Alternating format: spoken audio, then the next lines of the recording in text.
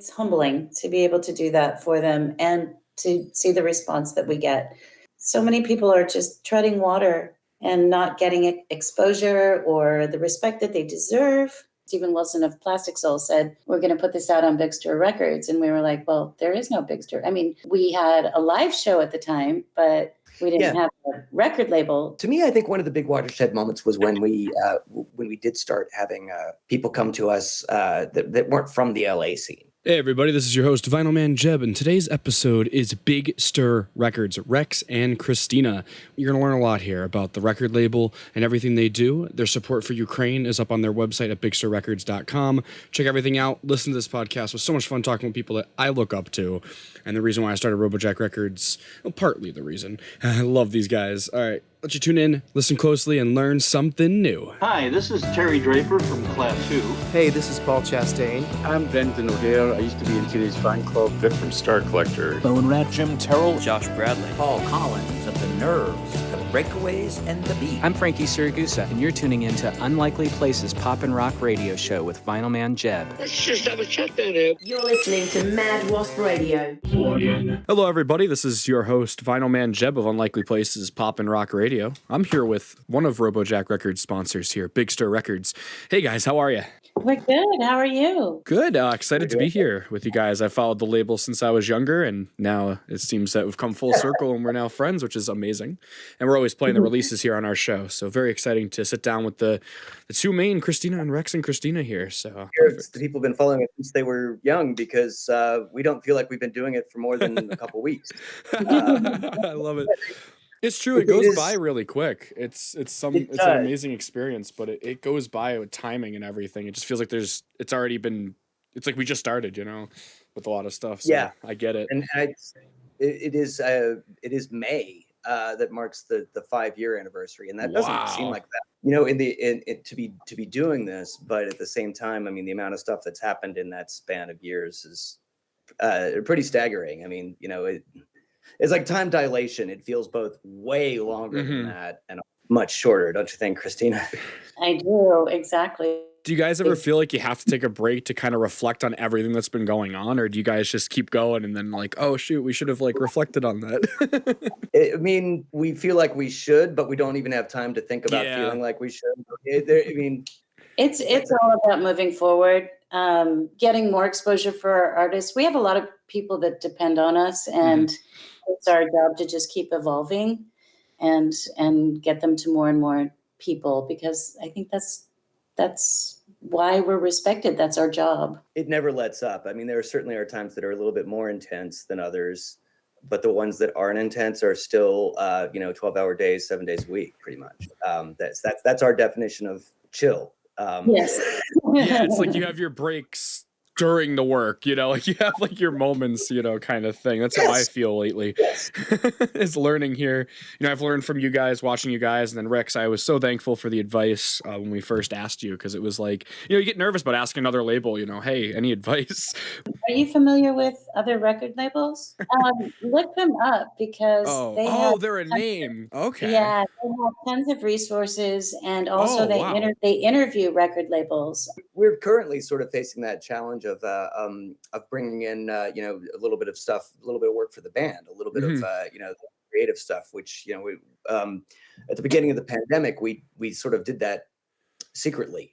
We were developing, really just making kind of responding to the challenge of the pandemic itself, and taking on a lot of new things. We weren't producing live shows anymore, and so many people were at loose ends. We thought, well, we're here in a position to actually do something for them. But we did quietly record as the ARMOIRES, but also not as the ARMOIRES. We did a series of those these singles that we just sort of snuck onto our schedule under fake band names.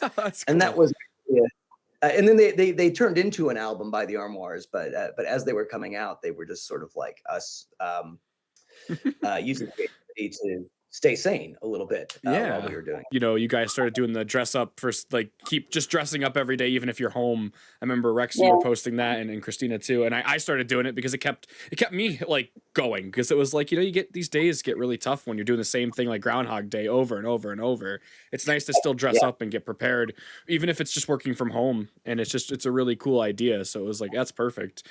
Yeah, I mean, I think like label wise, we felt you know, honored to have that purpose in a sense. You know, we sort of felt like so many people couldn't move forward, but in terms of just, you know, getting recordings, putting them out, learning to do a better job of that, especially in this kind of alien landscape that we were all in, we just sort of felt fortunate.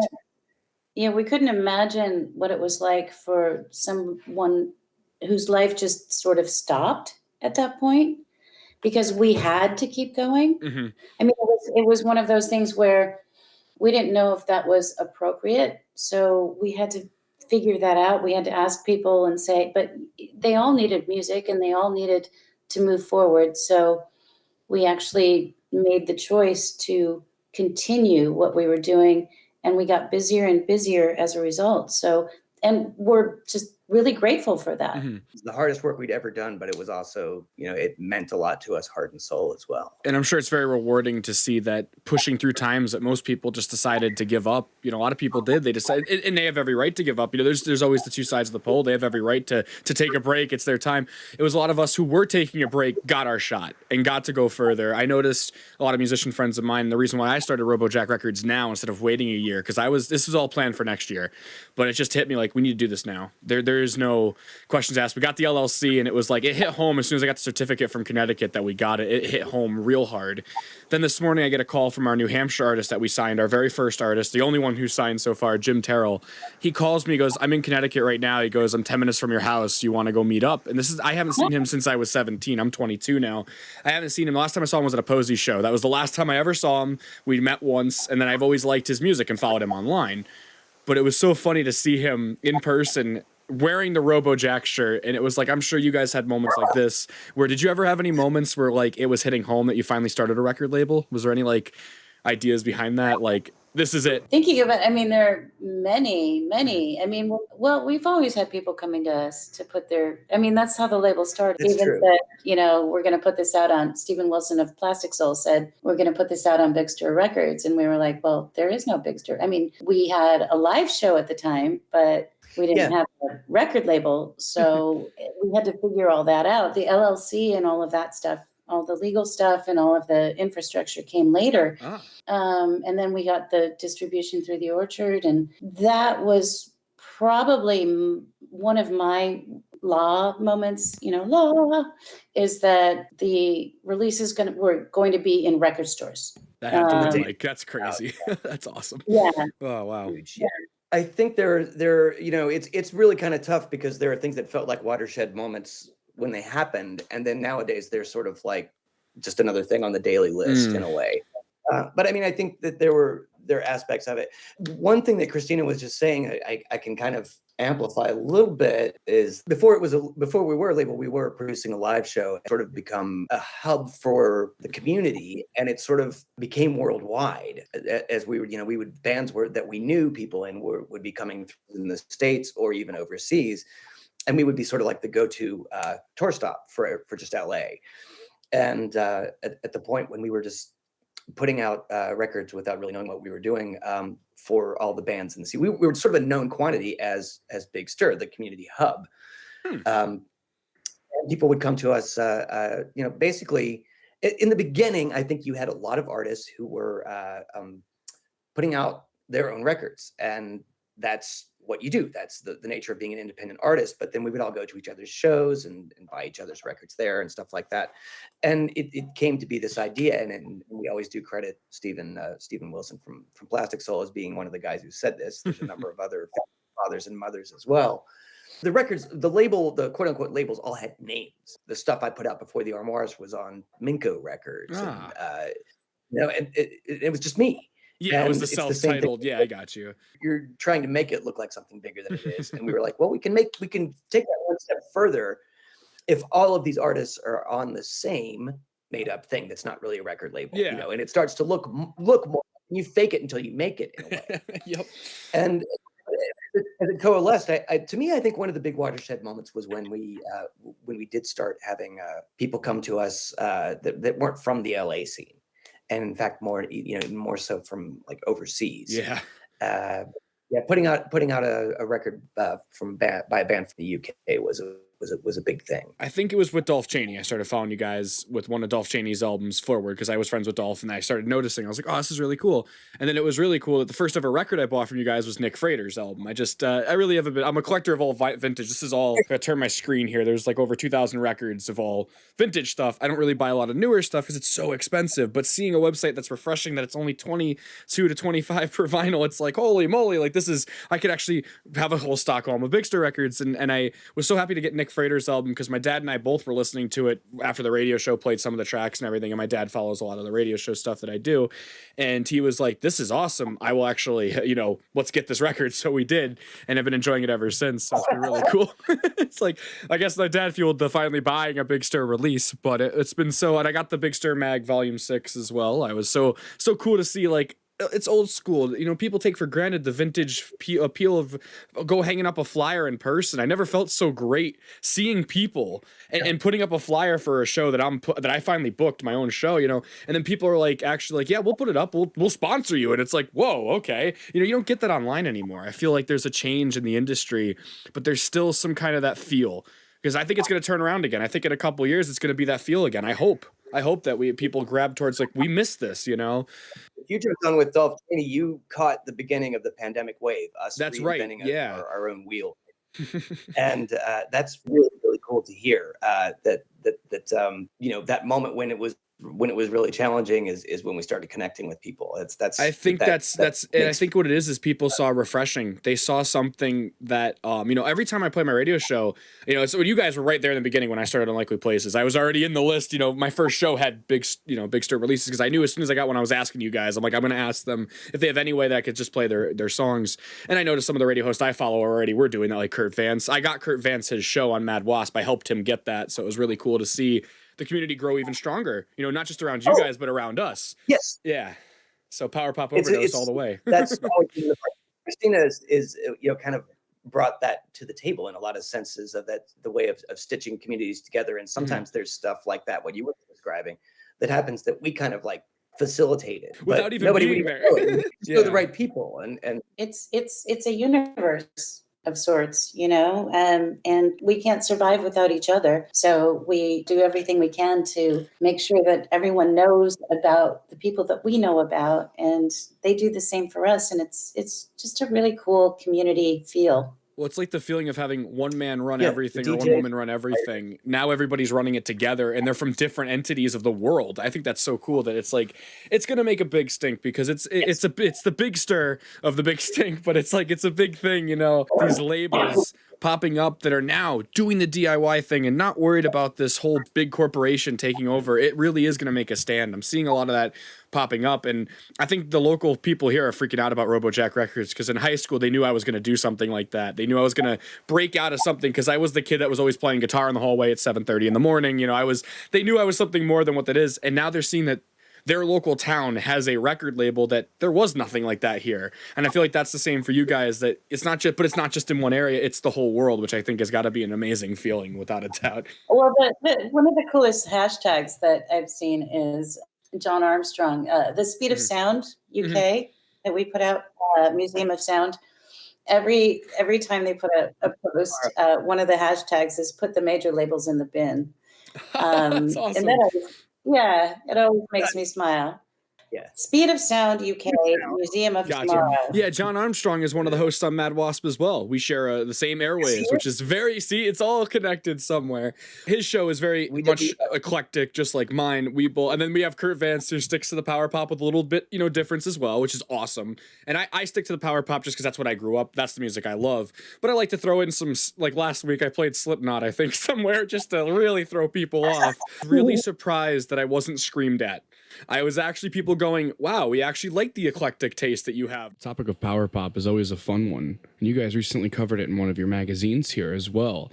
So what was that fun, catching that topic and kind of throwing your own light at it? We just got this record by the Anton Barbeau, which almost kind of like takes it on as its topic. And it's important to us that genre purism is a little rough. And we all have our own influences. There's very few people that listen to just one thing. And to us, I think we really like having that, that sturdy structure of, guitar pop that's existed sort of since the 60s, maybe back to Buddy Holly and on. But it's when it gets out to the fringes of that, when we push the parameters of that stuff, those tend to result in the records that we really love. And it's something that shows like it's not just one thing. And I like how the Big Stir Mag Volume 6 there, it was really cool to see that you guys covered that topic of what is power pop. Glee from ear to ear going, finally somebody's covering this that, had fun covering it. It wasn't, you guys had different articles, not just one thing. And it was. Well, we have to credit Steve Coulter and John Borak for that one. S.W. Loudon in this case. Yeah, exactly.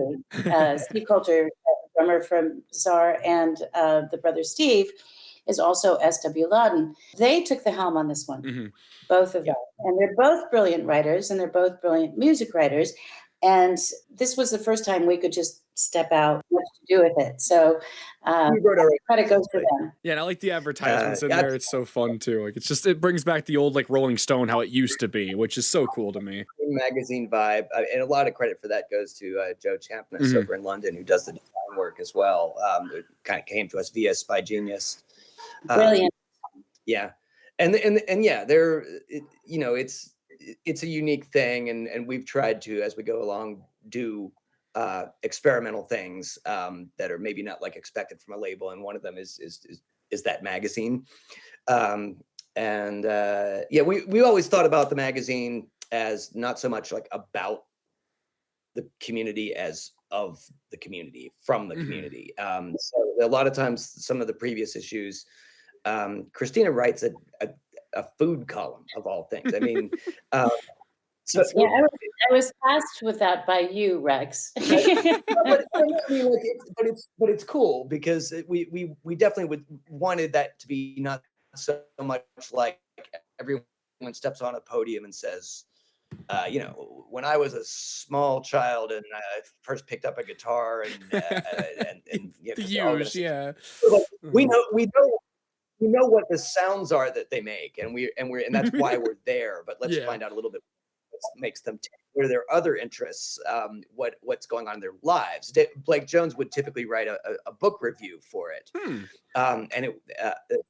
we sort of wanted it to be one of those experimental kind of freewheeling, non-calculated. Well, it gets more people involved too. It gets people involved that are, from different walks of life to say, oh, they're not just music. They do this or they do that. And I weaved touring into it. So nice. every sort of gig or tour that we had, I talked about the bands that were involved and the food that we had. So it wasn't quite a food column. It was just sort of an experience column. Yeah, I like that. Yeah, I mean, those were the typical issues. I mean, and who knows what the future holds for the magazine? Who knows what the future holds for the live shows? So the label stuff is kind of expanded to fill our entire world. Yeah. But we always will continue to do things that are experimental and unexpected. Well, and it shows difference in the industry too. You're not stuck to the same path that every other. Seems like most of the labels now that are bigger, they kind of seem to follow all the same manufacturer, do all this the same way, and then you guys bring to the table this like cool, unique way of doing it, and I think people are going to follow. I think there's including myself. We started Robojack as more of an honor of you guys, not to copy, not any means, but it was so cool to be able to reach out and you guys gave us advice, which I thought was so cool. That instead of having this hostility of like this is going to be a competition, it's not. The music industry needs to change, in my opinion, from the competition nature to the helping nature, because you only grow from what I've seen when you work with others who also want to grow too, because you're pushing each other. You might not see that somebody else has something something that you needed, and you could work together and go through. Like, we have a team of 5 people. Each of them are all musicians in their own right. One of them is my manager, who also manages the original guitarist of Weezer, so that's my connection to the West Coast there. Then the other guys I've worked with musically a lot, and then it was one of them's a graphic designer, one of them's a mix master. We always need that. Even if I know how to mix master my own stuff, it's good to have somebody else's opinion too. And it's so cool to see that it's like, and it's not just, you guys as one entity. I always thought it was funny when I started that, oh, this is just going to get written off as me trying to promote my band a certain way. And so what if it does? But it's not. I love working with other people, and I love seeing that from a bigger name actually making it, doing that, which is really cool. Yeah. And there's so much too that, and Christina will attest to this, and we see it every day, but there's so much of these different artists, primarily musicians, but they all have their own different talents. And graphic design, you mentioned, a lot of them are excellent graphic designers. A lot of them are excellent writers. Like we just mentioned, our 2 friends who are drummers and writers. Yeah. The connections that they make mean that they're popping up on each other's records, or they're doing design for each other's records, or that they're going to tour together, or they're going to be. Or they're DJs that are promoting each other's records, or I mean, to us, one of the great things about what we do is, like, we could be, just pushing one record down someone's throat, and then stopping that and then moving on to the next one. What we really do, having sort of, maxed out at an album a month, from a different artist, is the beautiful thing to us is to see when our artists are showing up together, and then, people say they're on this playlist together. They're collaborating, or Well, what's so cool too is, like, I have a collab coming up with Nick Frater that we're working hard on, and the behind the scenes I was going to present to you guys later. I think I mentioned to you, Rex, early on, we're doing a Bonzo Dog Band cover, something so different that I wanted to do. I wanted to do one that wasn't as like Urban Spaceman or as popular. We're doing I Want to Be With You, a Neil Innes song, because I got so in love with the Rebuttals thing. I texted Nick and I was like, Nick, I got to have you on something to do with the Bonzos. And we're going to have Dean Falcone involved on lead guitar of the Excerpts band, back with John Bryan. Dean knows John real well. So Nick would be one of those people that, like, you don't even know how much he's involved with some of that stuff. It's crazy. It's so cool. This record by Michael Simmons as well, and we couldn't overstate how much. There you go. He's just one of he and Nick are 2 really good examples of this, but there are so many. John Lathrop of the Stan Laurels will step in for a lot of graphic design stuff too.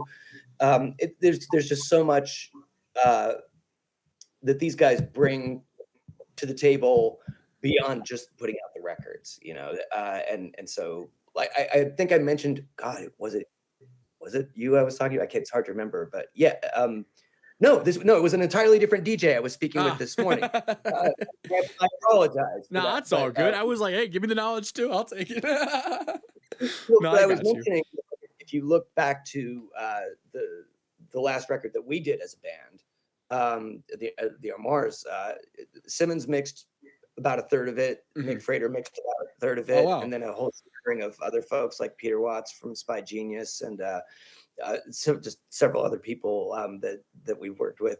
And you just kind of match them with the project in a way. They say, how is this talent going to, who do we need?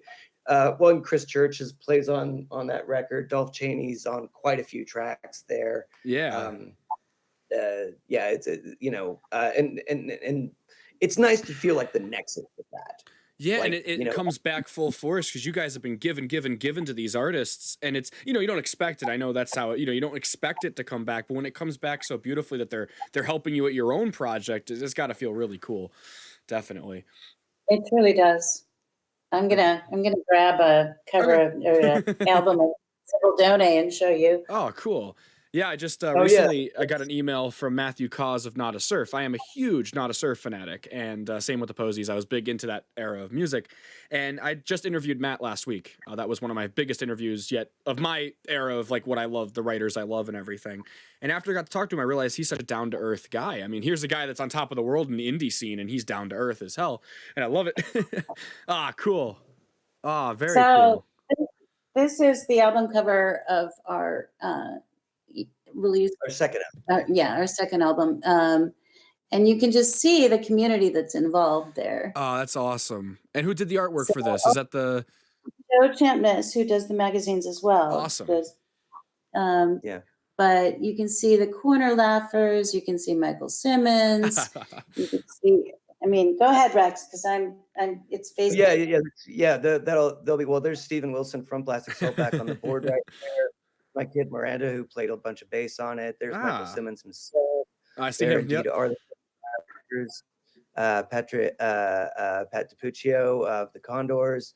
The entire Spy Genius band is back there. Oh, and Matthew Seligman, whom we lost in the course of the pandemic, but did us that's almost an emblematic story about Matthew, whom we missed so much. But I remember hearing about that. Yeah, he was someone that I had sort of known online for a while, and the bass player for the Soft Boys also played on a lot of Thomas Dolby stuff, and was actually the bass player for David Bowie's Live Aid band. Oh, wow.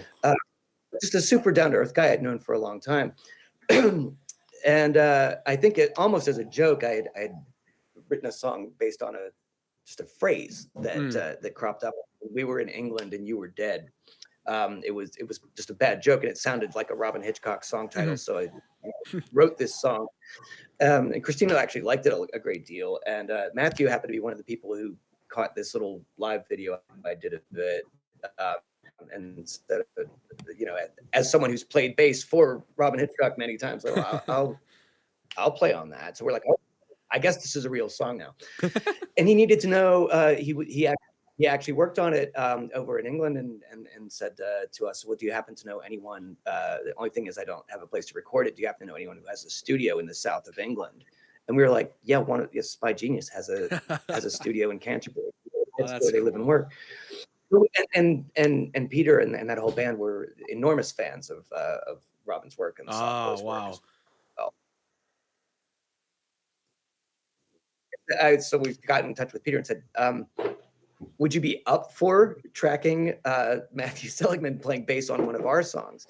And then they became just the best of friends. And they knew Matthew very well after that, and gigged with him a lot. And it was just very integrated into, he was just a guy who'd been around for a long time and didn't need to mess around with bands on the, our level, but did so. So losing him was a real blow that we still feel to this day. Cool to see the community come up when he did pass to just share stories and everything. It was so amazing to see. That's why I got in contact with Terry Draper of Klaatu. Now here's a band that there's legendary music behind them, being called the Beatles for so many years. And Terry, I got an interview with him, and we became really good friends. And it just was so cool at a young age. Here I am, 18, getting Terry Draper of Klaatu on an album, and getting D Long to write me. D Long wrote me a letter of appreciation he told me that I was inspired him to get back into music. And I was like, here's somebody I'm gonna get a tattoo of. I'm getting the Klaatu son at some point, telling me that I inspired them to get back in is just an incredible story. So I felt the similar vibe and similar feel to like what you guys were explaining there as well. And it kind of it feels like a full circle effect, is that you get these bands to work with each other. And what I was saying with the Terry, it made Lisa Michaels actually get a song with Terry because they both worked on our song, and Terry liked her voice so much. And here's Lisa Michaels freaking out. I thought nothing could freak out Lisa Michaels. So here she is, the queen of power pop, getting asked to play on Terry Draper's song, which was really cool. So I definitely can understand and feel that similar feeling, which is really cool. I had a hard time getting past Klaatu tattoo. Somebody wrote to me. They said, because I said I'm getting a Klaatu tattoo, and it didn't hit me that I should have spelt tattoo, Taatu. It didn't hit me. And my dad was like, you should have asked me before you posted. I would have told you to do that. I was like, damn it. I was like, because it is a Klaatu tattoo, And it's just, originally it was going to be a Posies tattoo, but with that whole story, it was like, I can't do that, justify it in my head anymore. So it turned into a Klaatu tattoo. So it was, and I feel like the music industry is always changing. So it is definitely good to see a label evolving with it. It's so cool that Mad Wasp Radio is starting to get hit. I turn on every show, I'm hearing your guys' jingle in there, and I'm like, oh, it's so cool to my dad was telling me, because I listened to it the other day and I heard them on this station and this station. And I was like, yeah, because John Armstrong's on their label, because Turning Up is such a great show too. You sort of forget that you've thrown all that stuff out there over the years, because it moves so quickly. And we'll hear our a jingle that we did in a group from quite some time ago. Like, oh yeah, we did that. And Oh, we're on the radio. On Oh wait, yeah, I sent that. I want to thank you guys for your time. I'm so excited. This is what I like doing podcasts like this, where there's not a lot of questions, just a lot of conversation. And before we go, I did want to get to one more thing for you guys. Was the support Ukraine. I am so proud and excited to share that as well as myself, because I know it means a lot to you guys as well. What started that, and what are you guys going about that now? And shout that out as well to explain that for me for our show. Yeah, let's throw that to our first generation Ukrainian American CEO over here, Christina. I grew up, my parents were immigrants from the Ukraine. They came over after World War II. And I was raised as a Ukrainian with the traditions, speaking the language. I didn't speak English until I went to first grade. So it's all very, very dear to me. And I studied going through Ukrainian Catholic elementary school, and then that was through 8th grade, and Ukrainian Catholic high school. I had to study all of the history and the oppression that they've always suffered, always through the ages. I mean, Rex and I were going back and forth about what we knew about the history of. I mean, Rex, you said all of the bad people tried to take over Ukraine. Yeah, if you go through history, you're sort of like, hey, who? I mean, I think I used a nastier word than that. Yes. So like any group of people who historically have been like, just oppressive a-holes had their go. I mean, I feel Christina and I have been like best friends for like 10 years at this point before the label, and I've grown into so many of these more knowledge about Ukrainian customs than I ever would have expected, and I certainly wouldn't have expected that to be like something the world was focused on, and certainly would have hoped it would never be for exactly reason that the world is. But yeah, it was not. I mean, it was. You can imagine Christina was watching this before anyone else's eyes were on it, because that's her culture. That's her having heritage. a direct connection instead of just having the news be said. You personally been through the culture, which is something a lot of people don't understand, that there's more than just what you see on TV. There's more to this whole situation. It's ugly, and I didn't know what to say when I shared the link this morning. I was like, because I saw Conrad made a nice post that I loved. I'm like, there's just been everything that needed to be said has been said. And I was just like, I'm just going to put great music for a great cause. I know it didn't come out like, as like this big thing, but I'm like, I don't need to share my opinion on anything, because it speaks for itself, and I really appreciate you guys doing this, and seeing that the artists have come forward to have on there as well is very cool. Oh yeah. I mean, the one thing that struck me after this whole thing started was we're all Ukrainians today. When the war started, someone said, we are all Ukrainians today, because you can't not feel devastation and horror for an invasion of a country, an absolute invasion. And they're caught in the middle, because nobody can help them. I mean, they help them in certain ways with military aid and humanitarian aid, but they can't give them a no-fly zone, because that's going to start World War III. So it's really Ukraine. tough. So you stand back, you sit back, and you watch these atrocities happen, and you can't do anything but to send money, send aid. And so Arthur Alexander of Soros, he was born and raised in Poland. Oh wow. Yes. So he's experienced that before, and it was causing PTSD. It was causing a lot of stress, a lot of just hopelessness and angst. And he was the first one that came to us to say, I saw what you did. Please put everything I have, everything I've ever put out in, so that I can help this too, and spread it all over the world. So yeah, and it's just everyone on the label is just heartbroken. Yeah, it's snowballed very quickly, and we know the big hearts of the artists we work with, and we know that they don't make a whole hell of a lot of money from their art to begin with. So it's for even them to more say, important. yeah, Wow, yeah. half of it over. And I guess we should let your listeners know that's all centered on it's on the Big Stir website, which is pretty easy to figure out. It's bigstirrecords.com. There's a tab there that says the United Help Ukraine benefit store.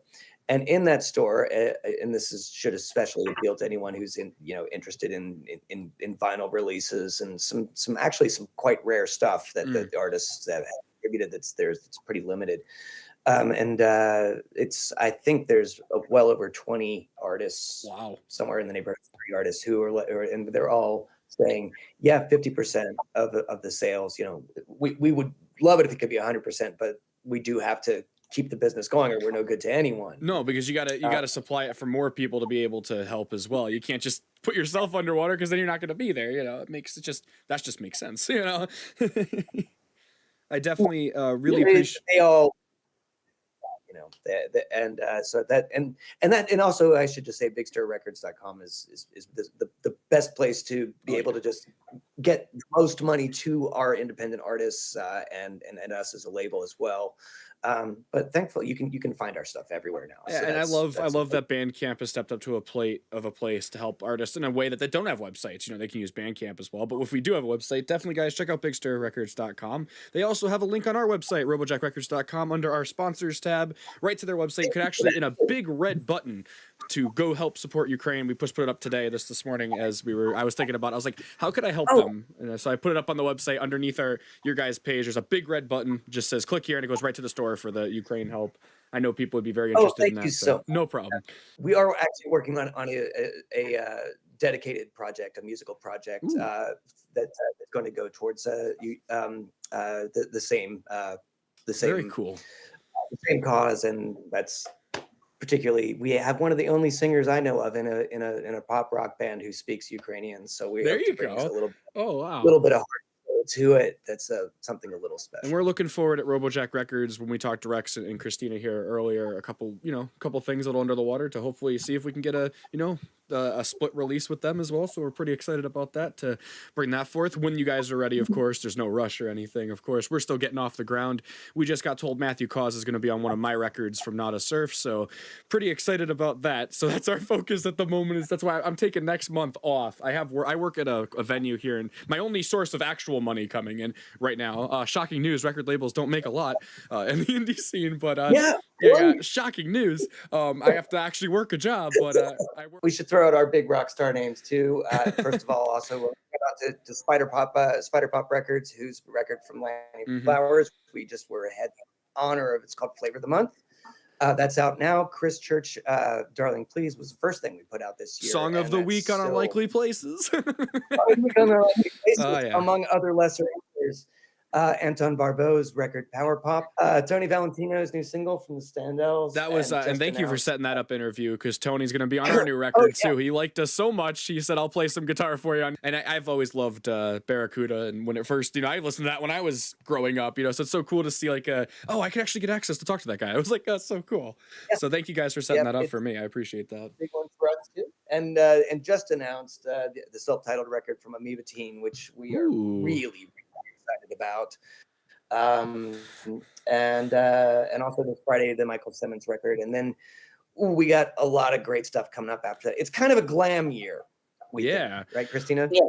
Well, it was funny. Touch of glam this. I wanted to share with you guys the idea I had, because I remember we mentioned doing, once if it was planned enough ahead, to do the Robojack and the Big Stir. So we came up with a pun title, which I know you guys would enjoy, and my editor here just sent it to me, and it's called Just What Is the Big Stir with Robojack. So it was kind of like a pun. I know you guys would appreciate that, so we'll definitely be talking with that, and I'm very excited for that. But there's no rush or no time. I know how important time is with labels. I get it now. I didn't get it before, but once I got into the game, I was like, it eats you up if you don't take breaks. And if you can take breaks, you got to take them, even if they're just an hour in the day. It's crazy. So it's so worth it, though. It's such a movement.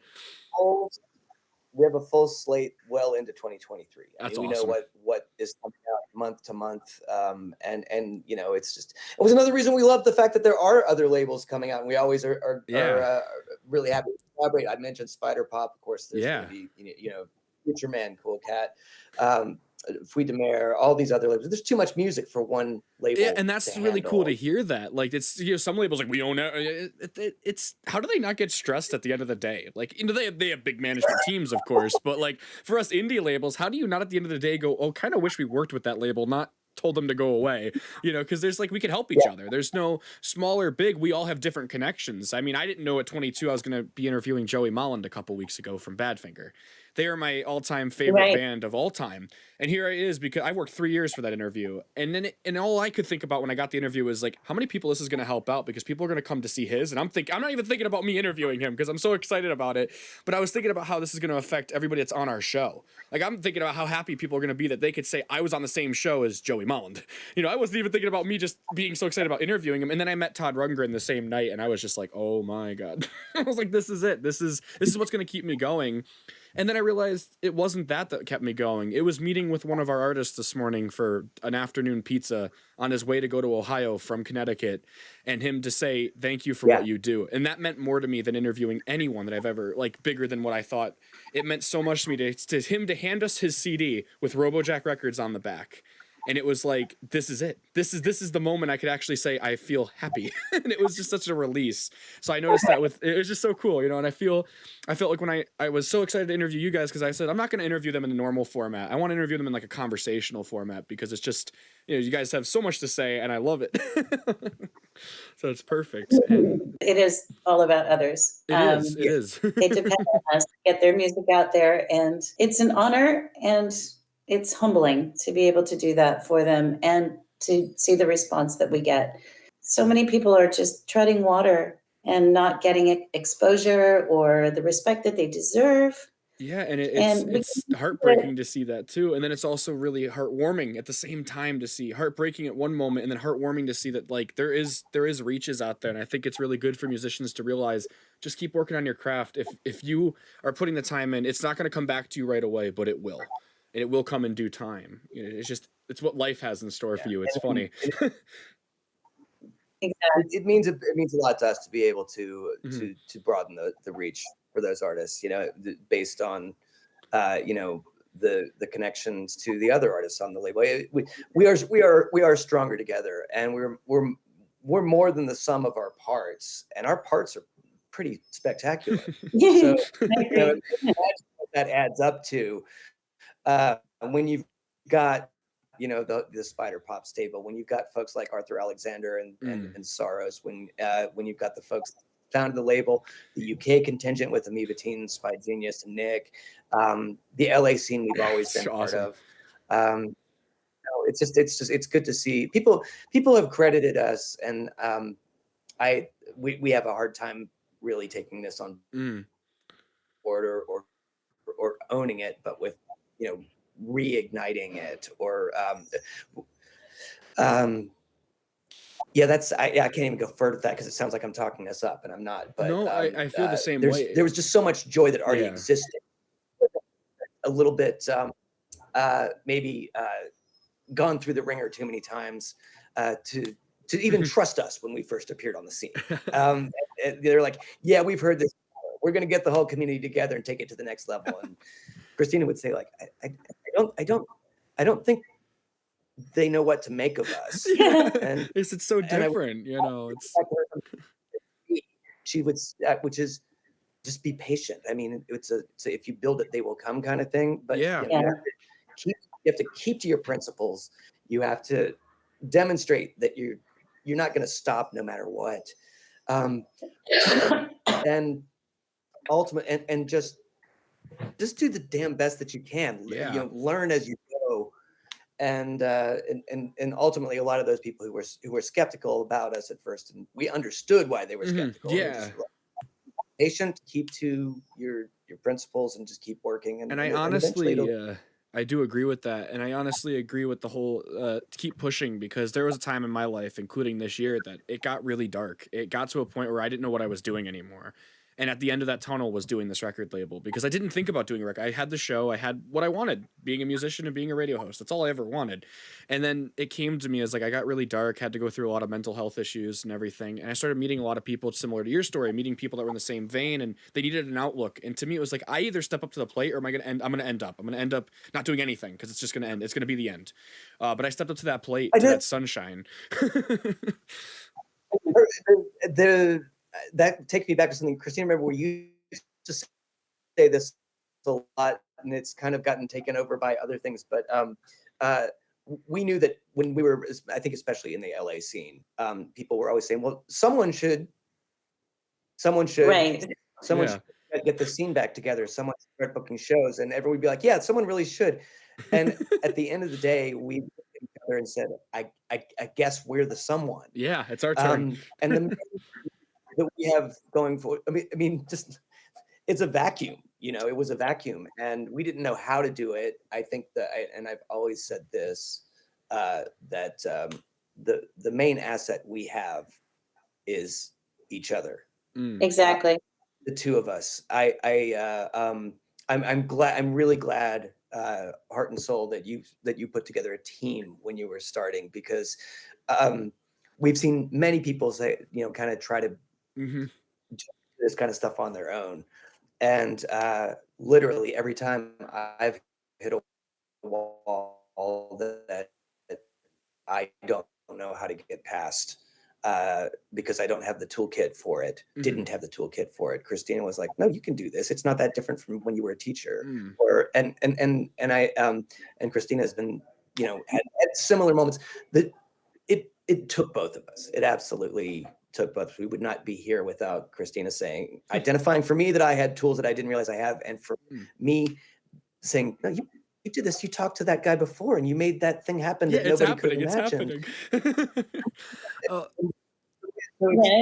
it's a huge learning curve, and it's also trial by fire. It's a lot of trial by fire. Well, with me, it was like at first we had everybody teamed up like for the thing and everything, and we had everybody like lined up to work, because I had my manager, I had all that, but we didn't know where to put it.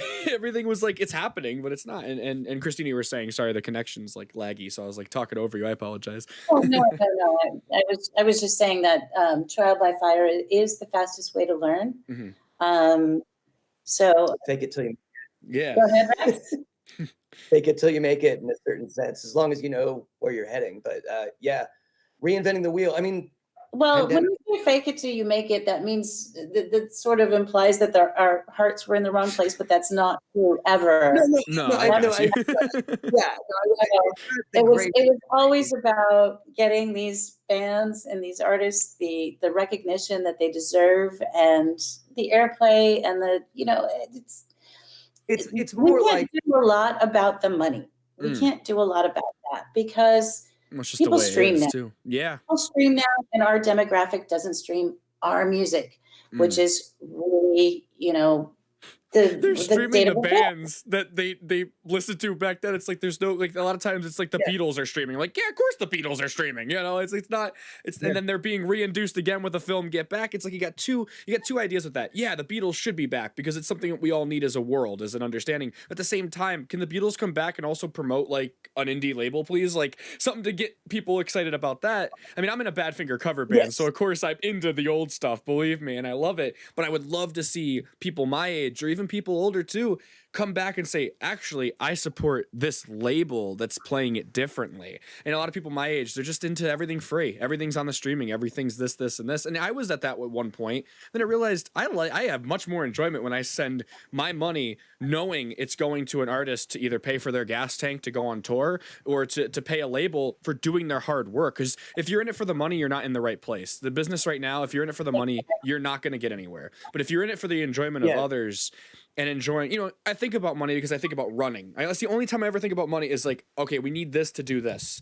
And that's why it's great to have, like you said, with the partners, because when we all chip in, the five of us are all putting a percent of the equity. We're all making sure we chip in, which is such a good feeling. I always thought this was I didn't even want to ask the guys for money. I'm like, I could pay for this. Just give me 2 months. And my manager, Dave, goes, Just ask them. They're all willing to chip in. You just need to ask. They want you to make the first move. And when I did, we bought the LLC. It was like, oh, I don't need to spend, and it's going to renew every year. So we have our overhead, of course.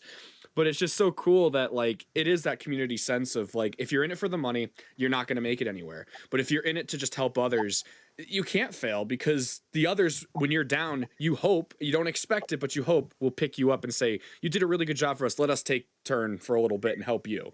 And I think it does come full force. It takes time. And like I said, I was at the bottom, rock bottom. I was ready to give up. I was literally like the beginning of this year. It was it for me. I was like, this is it. I don't have a purpose. And then all of a sudden that light just opened up and it said, your purpose isn't what you thought it was. It wasn't just yourself. Your purpose is to help others. And as soon as I started doing the radio show, it is such a good feeling. The tiniest feeling is when a band messages me and says, we're so excited to be on your show. And it's like somebody else like, I'm not that big, but wait, to them I am. Why talk myself down? I really am big to them. This is an opportunity of a lifetime for some of these bands. They never got airplay in England.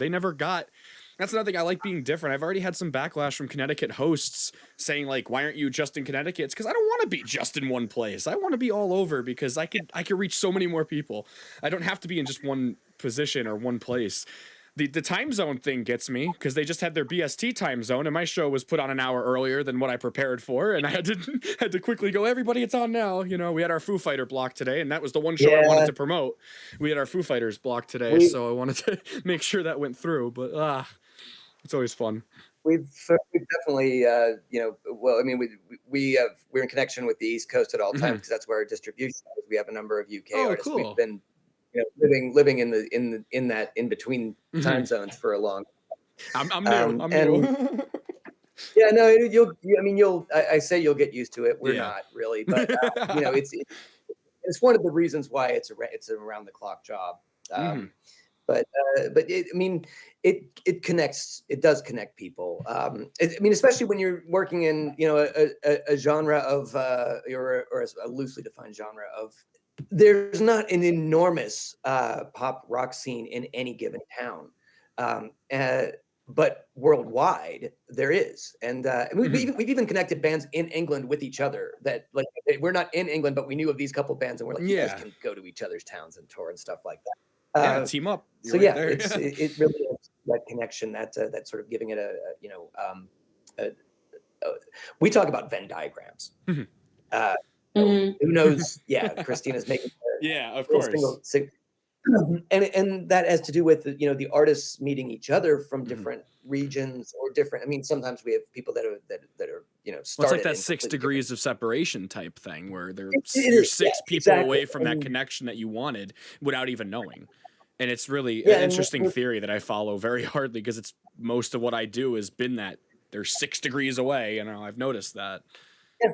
And you can close those gaps pretty quickly, and what that does really is that brings the audiences together. Yeah, that brings those artists' audiences together, and all of a sudden that's how you're making new fans. We that goes back to when we were producing the shows, and we were like, come to see your favorite band, leave having found your new favorite band. Yeah, that's a great tagline. I love that.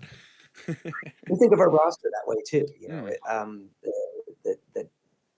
When you are seeing them, like, maybe you won't see all of them on every show, but like there's a connection between the 3 artists. That we got Anton and Laney and Chris on this show, and then we have Chris and Amoeba Teen and Tony on this show, and then we go to the next one.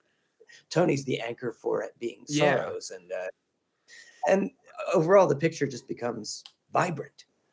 And exciting, and you can go down to those comments and you can see those guys talking to each other as if they're friends. Like they've been friends for years. It's like it's so cool. Wait, they actually are friends. I always imagined. And you talked about what you everything you ever wanted to be. To me, it's not even what I wanted to be, but I wanted to be part of a scene. I wanted to see something like CBGB's or the 60s psychedelics, 80s college rock touring circuit. Instead of just being part, you made it, which is such an incredible feat. Like that's for both of you guys, Christina and Rex. I love seeing that you're a part and a leader, but you're also still a part. You still get amazed and still excited. And I love seeing that. And like, it's a nice reminder that I'm doing the right thing, doing what I do. Because sometimes you just need reminders because a lot of people like to put you down when they're not as excitable as you. You know, there's a lot of people that want to medicate it, you know, want to tell you that you're too excitable, you know, you're too much. And I realized something, those people just, maybe they want you to live like they do, so you feel their pain, but there's no need for it. You know, there's no need to follow exactly what somebody else does. And I think a lot of times that's when I knew I was a leader, not a follower. Was that moment when I said, I don't want to be upset anymore for somebody else's failures when it's not my own failure. You know, my own body and mind and soul wants to be a leader, wants to be the so to speak band dick, you know, wants to be the guy that's in charge, but in charge in a compassionate way that allows other people to say their ideas too. And says, yeah, we can do that, but let's try this too, you know. And I think that the thing that you just said about not you know, following it, the textbook, not following like, you know, here's 10 great tips by my F that tells you exactly how to succeed in music. If there was a particular way to succeed in music, everyone would just do it. And then you would be overshadowed. You've got to be you've got to be responsive, you've got to be empathetic, you've got to be experimental, you've got to understand that, you know, not every artist is the same. You can't just do the same thing for every record and be like, well, why did this one work on what I did? Because you didn't look at the just material. Like not every person is the same person. Not every, you know, I'm going to say it this way, but I'll probably cut this out. Well, maybe I won't, but it's like marijuana works for some people, but it doesn't work for other people. Just like medication, it works for some. I'm just relating. Mental health really does relate to music so well, and I'm only bringing that up to relate that in a sense that like you know, a lot of people in the older generations, I live life this way, so if you lived exactly this way, you'll be okay, and it's not the truth, because everybody has their own mindsets and everybody has their own thing that makes them happy. You know. Yeah. You would everyone would then make the same damn record over and over again and promote it, and that's not how we got Revolver, and that's not how we, not at all, you know, it was that could have, you know, that's always a sort of a focal. That's not how we got Blonde on Blonde. That's not how. You've got the building blocks, you've got the basic chemistry, but something new is going to have to come of it, and you know, that's a big deal to us. Is that it's. You know, we don't want to put the same record out over and over again, and we don't work with artists who want to put the same record out ever. And nor should you. You guys are such your own thing that it's like you shouldn't have to step to that level ever, because you guys have other people following. Oh, there you go. You know, it's perfect. You could. It could be. You know, it could be. You know, there are people who just sort of like, you know, try to zero in on the formula, but to us, the formula is that there shouldn't be a formula. And one of the most exciting things to us, when we're getting demos from an artist that we know what worked about their next record, their last record, and they sound totally different. Oh, I love it. And there are some people that will say, you go ahead, Christina. They push their own boundaries, and we push ours along with them. And I think the most fun we had was making our last record, Incognito, when we pushed all the boundaries. Yeah. And I think that sort of freed people up to think, oh, I can do that. I don't have to do the definition of power pop, because that's not who they are. They're so much broader than that. And it's a big deal. I think, you know, people have said, well, you know, what do I have to do to get my music to you? Well, I mean, we don't take, you know, unsolicited submissions. That's the thing. But to catch our interest, you kind of have to be participating in part of in the community. Yeah, you have to be one with us or in our community, like in our line. Because I remember when I first met you guys, it was the unsolicited. Oh no, you know, Jeb sending a song over.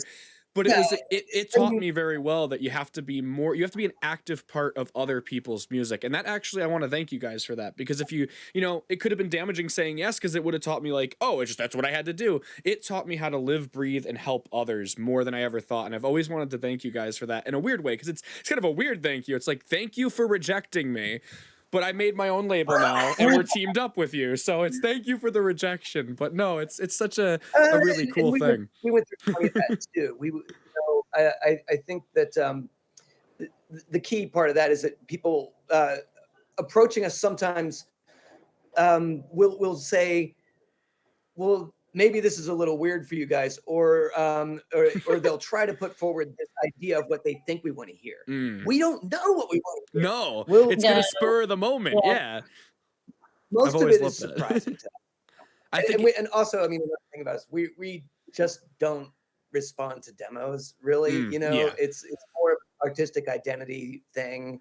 seeing a band live, having a kind of a history of albums and stuff. Well, it's like also that. like a demo could be fabricated just for you. That isn't them speaking their own. I've noticed that too. Like I wrote a song for Matthew Cause for him to do, and he goes, "Actually, can you send me this one? I want to work on this one." I never felt that in my life. Someone telling me, "Can you send me this demo that you have posted, please? I want to work on this." Versus a song I just wrote for them, because he didn't want to work on something I fabricated for him. He wanted to work on something that was different, and it made me feel on a whole different planet of like excitement, because it was so it's definitely something like that, and it's an incredible feeling, you know. And that's what we're going to run our label similar to you guys in a sense, like, again, not copying, but when I talked to you, Rex, I said, what was the biggest thing? And you mentioned family, and I've always felt that way too, that having that tight-knit, you know, you could still say no to family. That's what's really cool about saying family, because you could still, it's hard to do, but you could still say no if they're not living in your household and depend on you to pay for rent, you know. But it's like, you know, it's just, you could say, like, I've noticed that I had to say no to somebody, and I never thought, right as soon as we started, we're gonna have to. And I realized people are hungry just like I was. So I take it with it was a respectful no, not a, you know, hey, go away. You know, we just started. It was like, give us some time to grow so we could see if we still we could do you the justice you deserve in your music, instead of just saying we just don't want you, you know. So definitely something to think about.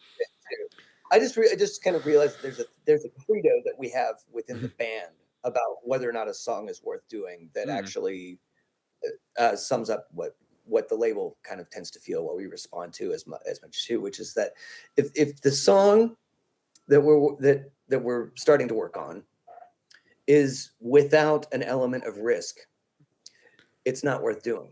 Ooh. If there's nothing about it that, and it doesn't have to be the biggest thing in the world. It doesn't have to be, you know, either abrasive or complicated in a prog rocky kind of way. It could be something lyrically, it could be something structural. But everything that we do, nothing is by blueprint. If it gets too close to a blueprint, then we'll rethink it a little bit. Oh, wow. And that doesn't really speak to us if it's doesn't have that sort of element of reality that comes from some moderate form of risk. We could go through our song, what it was.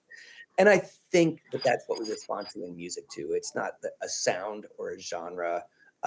They have a lot of, you know, there are a lot of the same building blocks, a lot of the same influences, because that's just what we like. But it's hearing artists push their own boundaries, because that's when the beautiful stuff happens.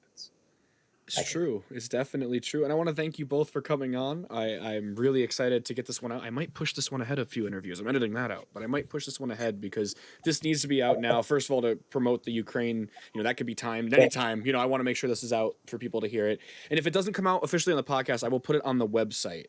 At least have some kind of form early, so I can still do by justice for everybody else because they're already in the waiting line. But I'll definitely put it on the website, like, as soon as tonight. I'll edit tonight and get it up for you guys on the website, so you guys can shout it out whenever you feel is in your schedule, you know, for timing. And we'll get that out. And the spirit of respecting all artists and community and stuff like that. Don't bump anyone for us. No. I'm with you on that. I was just like, hey, I want to push these guys ahead.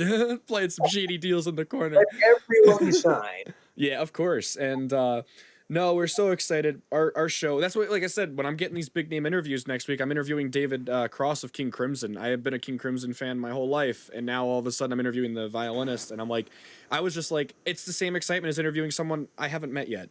To me, we all wear the same pants. We all put shoes on the same way, you know. They're not, I had to, you know, I'm still, okay, I say that, and then Todd Rundgren walked into the room when I met him, and everything went out the door. I'm like...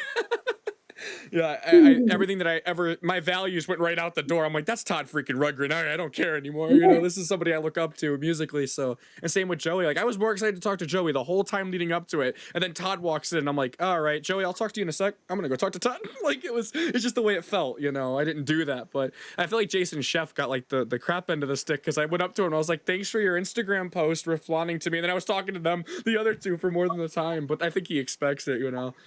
But I'll reach out to him, get him on the show, do a whole thing for him, you know. So, but it's just been so interesting to see something. It's a nice reminder for me at a younger age that I'm doing the right thing, seeing two folks that have made it work, made something work that is very a challenge. That is not easy work. I know from a fact. And Rex, the first thing you said to me, and I think Christina used it as well, you both said to me, whoever told you it was easy, take that out of your brain. It's gone. Yeah. You know, it's not No easy. one does say it's No. easy, but it's actually even harder than you think it is. Yeah, it really is. There's a lot of behind the scenes that I wasn't even prepared for. So, and so private jets and